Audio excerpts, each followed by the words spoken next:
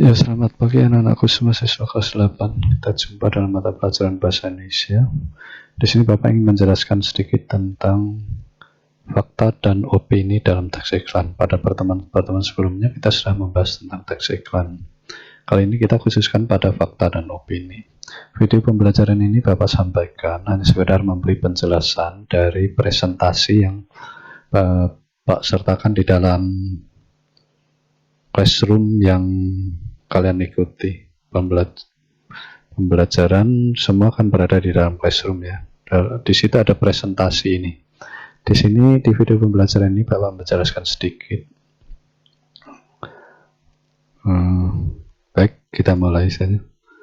Fakta dalam iklan. Jadi dalam iklan itu selalu ada disajikan fakta-fakta tentang produk yang diiklankan yang mencakup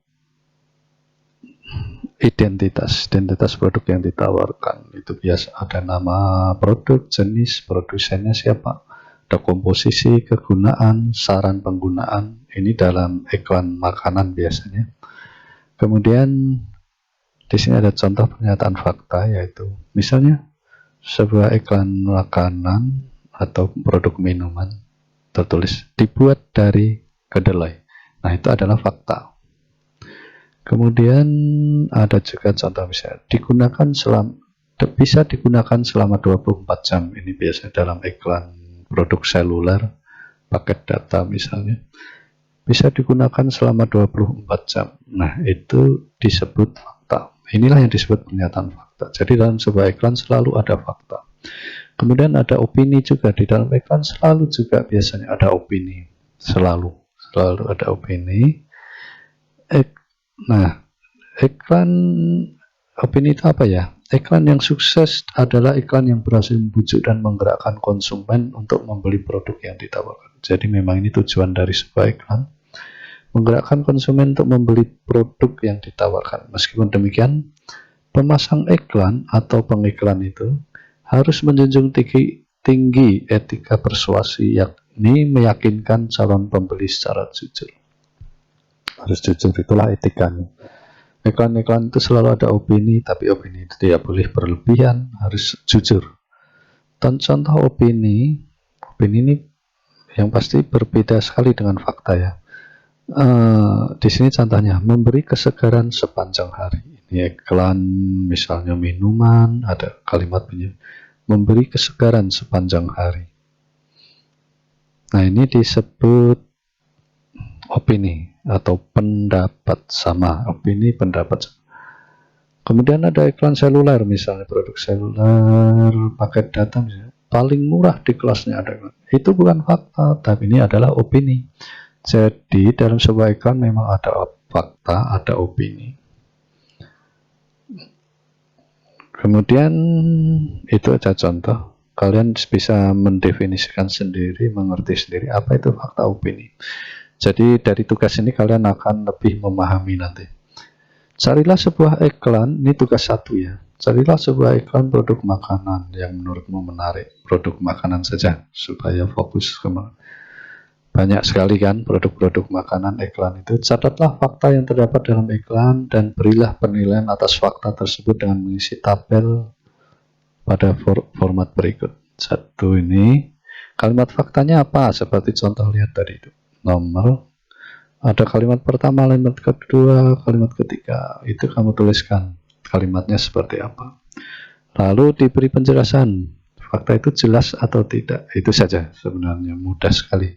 Kemudian tentang opini, ini di tugas 2. Dari teks iklan yang kamu pilih pada tugas 1 tadi, kamu kan sudah mencari teks iklan dari di internet dan sebagainya, atau teks iklan dari televisi.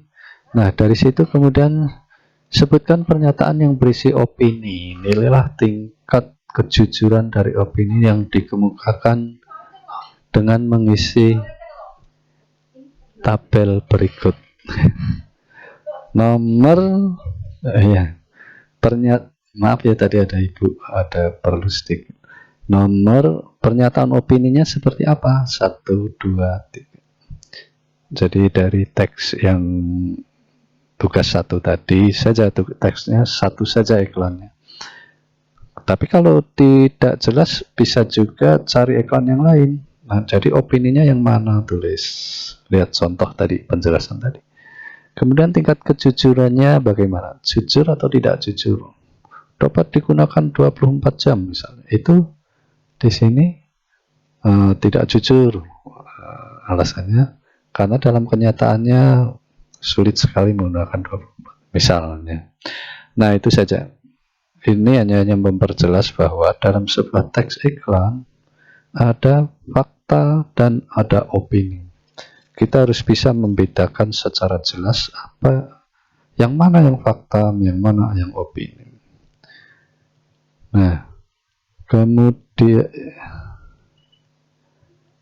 petunjuknya masih sama seperti dulu. Kerjakan di lembaran kertas, jawaban ditulis tangan, difoto, kemudian diupload ke Google Classroom dalam judul pembelajaran ini. Itu topik. Nah, iklan yang kamu pilih itu bisa aja kalau berupa dari koran dipotong, ditempel bisa juga, atau di screenshot kalau dari secara online, screenshot ditempelkan di foto, pokoknya disertakan supaya Bapak bisa mengoreksi secara jelas, oh ini yang mana. Nah, baiklah, sengaja Bapak buat singkat video pembelajaran ini. Selamat belajar dan tetap semangat. Terima kasih.